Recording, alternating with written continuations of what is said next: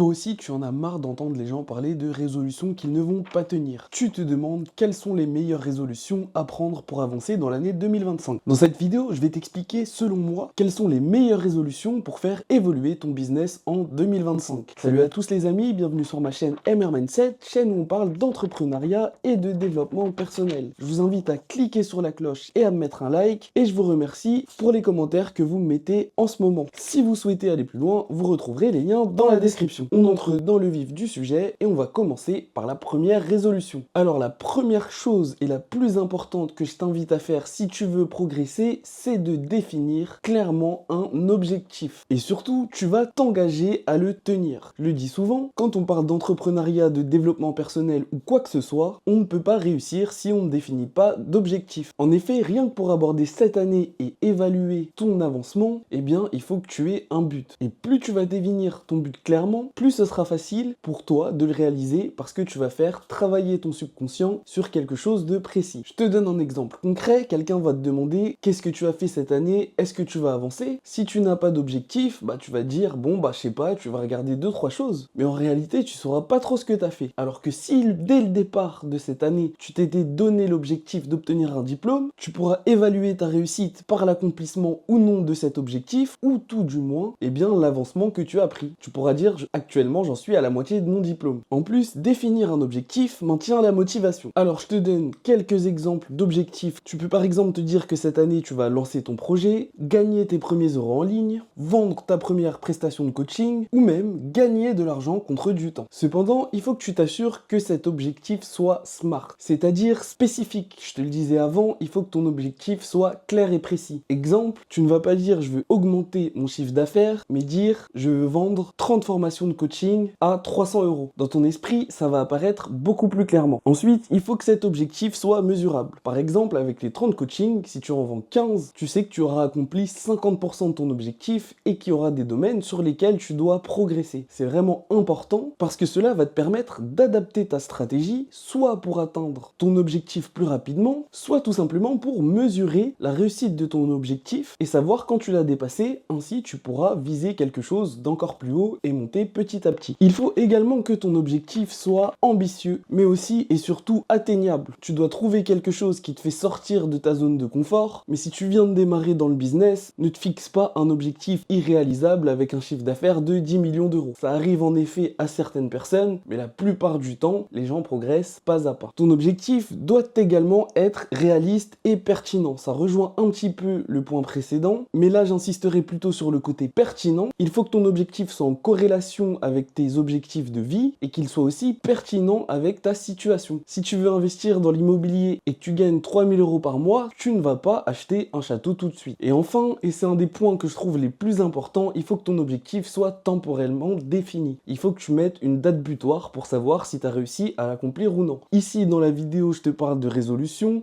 On va définir que tu dois atteindre cet objectif sur un an. Ainsi, tu vas découper les étapes petit à petit. La deuxième résolution pour augmenter vos résultats est de suivre vos objectifs. Ça peut paraître complètement évident, mais cependant, c'est un point qui est ignoré par beaucoup de personnes. Là, vous allez avoir l'euphorie des fêtes, le début d'année, une envie de changer. Cependant, il faut pas que ça dure 3 mois. Pour suivre la réalisation de ton objectif, je t'invite donc à créer des indicateurs de mesure qui vont te permettre de pouvoir analyser l'avancement, mais surtout, et ça c'est le point le plus important, l'astuce de la vidéo, c'est de t'engager à écrire chaque semaine les retours que tu as sur l'avancement de ton objectif. Ça va te permettre de rester motivé parce que tu seras toujours dans le sujet et de voir ta progression de manière très concrète. Quand tu commences à écrire, tu matérialises tes pensées et cela va apporter une nouvelle dimension à la réalisation de ton objectif. C'est un petit peu comme les to-do list, tout ce qui se fait à l'écrit apporte une vision nouvelle qui permet d'analyser les choses de manière différente et tu vas pouvoir savoir ce que tu pensais exactement à un moment donné et tu vas pouvoir le comparer à ce que tu penses maintenant. Tu vas pouvoir voir l'évolution de ton mindset dans le temps et ça c'est encore un truc qui t'aide à rester motivé. Rien que ça va changer ta vie parce que ça va agir sur ton subconscient. Donc on en arrive à la fin de cette vidéo. Je résume les deux résolutions: définir un objectif clair et smart, s'engager à le tenir et surtout écrire et analyser l'avancement de cet objectif. Vous verrez, c'est des trucs qui sont super simples, que tous les gens qui réussissent et qui connaissent la réussite dans le business pratiquent, mais qui sont ignorés par la plupart plupart des personnes. C'est les petits tips qui font la différence. Si vous m'avez écouté jusqu'à maintenant, je vous remercie vraiment d'avoir pris le temps d'écouter cette vidéo. Cliquez sur la petite cloche et on se retrouve dans une prochaine conversation.